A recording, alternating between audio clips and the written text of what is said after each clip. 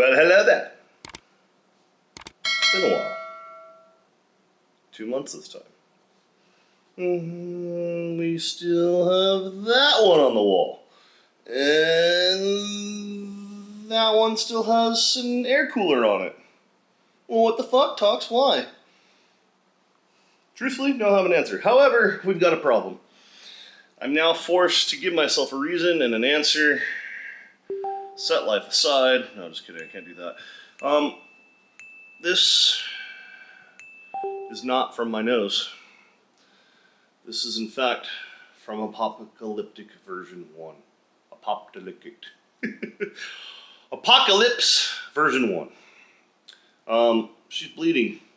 She is very unfortunately and very much so bleeding right here. She is bleeding. I don't know if it's going to focus color, but we've got a leak. She is leaking from this bottom seal.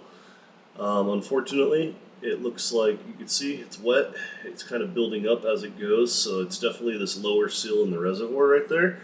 I saw it kind of just building up right there, and then I wiped it. I've been wiping it. I've been kind of watching its progress, and it's decent.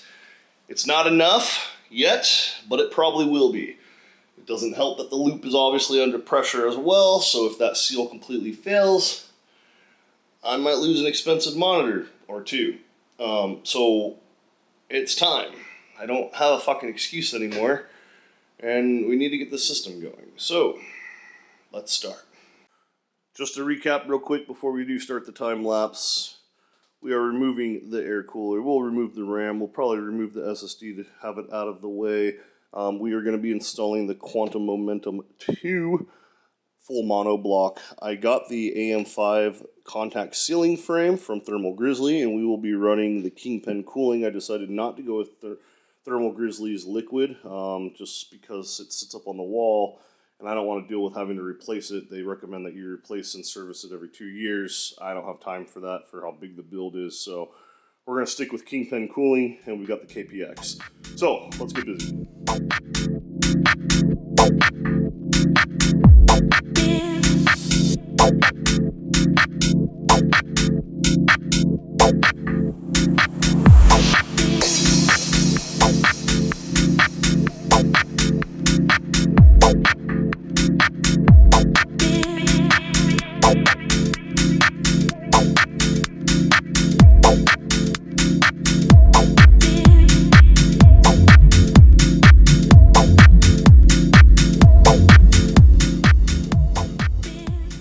I made a mistake. A decent sized mistake. I thought this entire effing time that the CROSSHAIR X670E was extreme. No. E is just E, followed by extreme. I don't know if you guys see that. Extreme. This board has the M2 PCI riser set, Gen Z2, whatever the shit, and the actual mono block that EK made for the 670E Hero is a completely different board. I was sitting here trying to figure this out when I was taking it apart, but I kind of ultimately figured it out when I was looking at this here. And sorry, I'm not looking at what I'm doing. When I was looking at the bracket that's supposed to go here, the lines, the holes are just so off, one. But then the instructions that I was following basically said, oh yeah, there's two of these little brackets. Well, no, there's only one. And I'm like, okay, maybe they updated the design. No. I literally have a different board. So I went over on the computer, I pulled it up, I verified, and it's wrong. So we're not going to monoblock it. Luckily, I initially, if you remember, long-winded here, this segment. Yeah, we were going to use just a standard block, and then I was potentially going to delid the fucking... I'm frustrated. Small setback. I need to put everything back together. Let me put this back together. I'm gonna think while I'm doing that.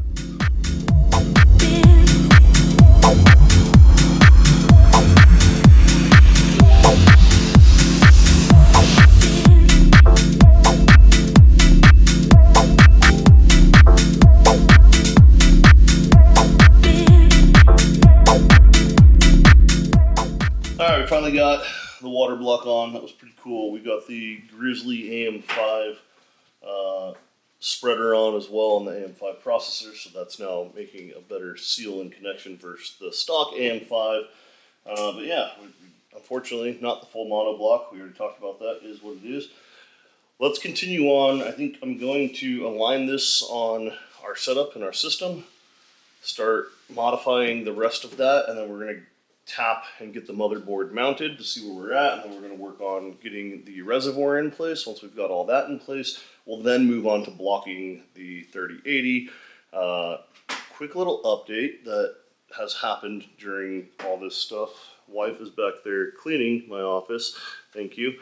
But you're going to notice that we're missing a monitor, and we've got something else going on there. Yeah, follow me on Instagram or in Discord. You know what happened. For those of you just now watching, let me tell you what happened. We've got a bit of a leak going on. I think I mentioned that in a video before. But yeah, quite a bit of a leak. Unfortunately, that leak ended up, I was playing Arc, heated up the loop. It dumped a whole bunch of water. If you actually notice, this pipe is completely empty. There's only this much in the reservoir. The rad is still full. The card and the other block are still full as well. So there's still pressure in there. I kind of did a dumbass move, and I put some cleaner in there, and you're only supposed to have the cleaner in there for 72 hours. Well, it's been 2 months because I kept saying I would work on the system, but I kept trying to wait for the 4090 to come down in price, and I was going to upgrade to the 4090, and I just couldn't wrap my head around spending $2,500. It did come down $500, so it's $2,000 currently as I'm filming this. But now you've got the 580s, and then potentially the 590s, but we all know we're not going to fucking see actual designer PCBs, ASUS Strix or anything like that for what? The fuck are we in June right now? We're in June. We're not going to see these cards actually hit the market. And when we do see them hit the market, of course, potentially what's going to happen, everyone's going to buy them up. They're going to be, what, $2,400 again? So it's a hard pill to swallow to order a 4090, even though it's probably currently my best bet. And then those are going to drop $500 more. So it's like, do I spend the money? Well, I learned a hard lesson learned because I just had to, I took apart that monitor. It's not under warranty, it wouldn't cover water damage anyways. Luckily, the water dripped down and it went around the bezels. I actually have the monitor sitting out in the sun right now baking to try to get any extra water that's in there. However, the water went down around the bezels, and at the bottom of that monitor is the on and off switch. So the water ended up soaking into the on and off switch, and I think just the switch is fried. Because when I plug in the power to it, I still see lights on the board itself, and then I literally took apart all the way down to the monitor itself, had all the bezels off, everything. The water did not touch any of the main components. So the actual main board, the power supply, the actual OLED board, nothing. No water was on there whatsoever. There was only trace water on the bezel, on the edges, and then unfortunately that fucking power switch is dead center in that. So fucking ASUS, put your fucking power buttons back on the goddamn side of these things so us water-cooled wall guys don't fucking turn our monitors into unintentional fish tanks. Stupid part on me though, I knew that was happening, and I should have done this a long time ago, and I should have just gotten this off and serviced it, etc. But I was being lazy, procrastinating, all of the above. So totally my fault. It is what it is. I can't be down. I have another one coming today from Newegg. So I'll be back up and running. I'll deal with the other one, and hopefully I can deal with support to the point of where they'll send me just a power switch, see if that thing still works. If it does, she might be getting an upgrade for her streaming setup. So 240 hertz, 21 by 9. It's a great fucking monitor. I love it. The 4K ability and everything else with it. It's actually a 2K monitor, I think. Whatever, I digress. All right, let's continue.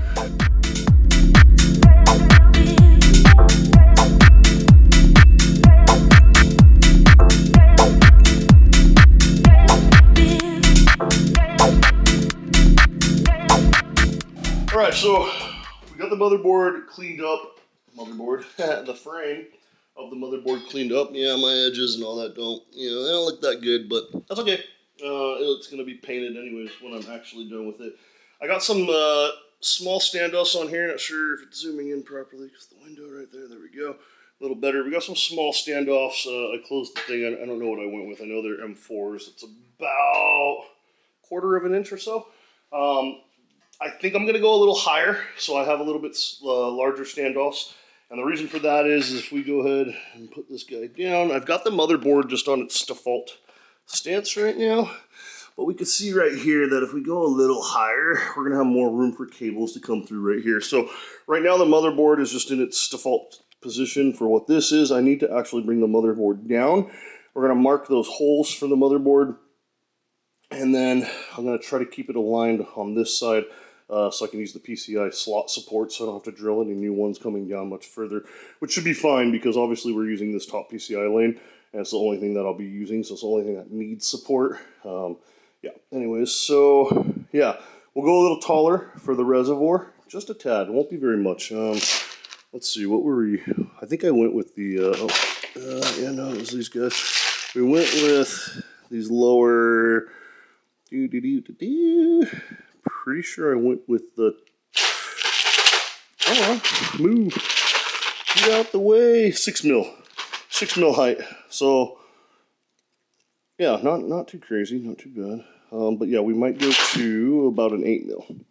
Get that up there a little bit more. So, all right, let's move the motherboard down and reposition it. We're gonna get this guy centered, and then we're gonna get this guy centered. I'm gonna do some measurements.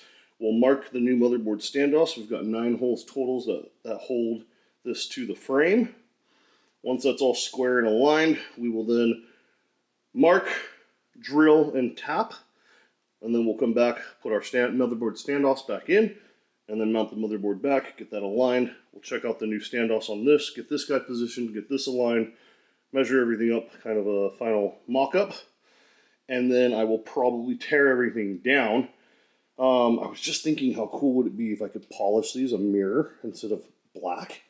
And it would just be like kind of this silver, so it matches this chrome right here. I'm really considering that. I'm not sure if this aluminum will polish to a mirror finish, but if it can, I might do that.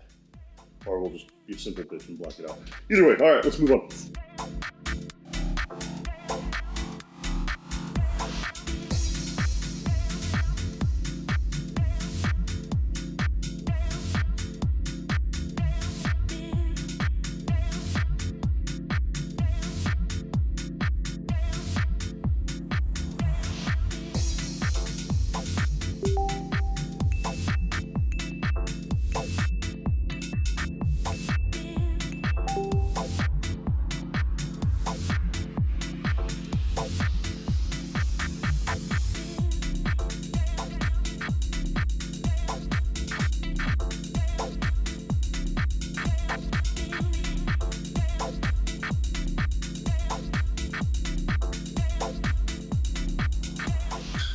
All right, we made a shitload of progress actually today. I've already got the computer tore apart again. Here it is, but I'll post like a photo or two that I took now. Basically, I've got the motherboard center aligned and new taps for it, so it's nice and centered, and then I have the reservoir block. Oops, I'm way up there. The reservoir block is where it needs to be centered and can be adjusted on the rails. I need to go pick up some washers for these guys here so that it actually goes. I'm not paying attention to the camera. I'm looking in front of me, so sorry about that. But yeah, my office is an absolute mess otherwise. I started working on trying to repair this guy. I originally thought it was the seal down here. To my better surprise or finding, it is actually some cracks in the reservoir, some micro cracks, probably from the heating. It's still probably from the hot-cold heat expansion on this plastic. So this is just super old. And so I've got some right here. What I'm gonna do is get some clear silicone tomorrow and try to seal it off and see if I can't get the leaking to stop so I can at least buy myself about another week or so, because I'm starting to find things that I want to do to this that is gonna take me at least a solid week to get the other parts in and just finish and figure out a couple things that I'm kind of starting to get. But yeah, making progress. So I'm going to ultimately end the video here today. That was a ton of shit that was covered, and then we'll continue here pretty soon, but we should see more videos sooner. So yeah, like, subscribe, check me out on Twitch, because I'm gonna go back to Twitch pretty soon, really soon. My wife's looking at me and smiling. It's so annoying.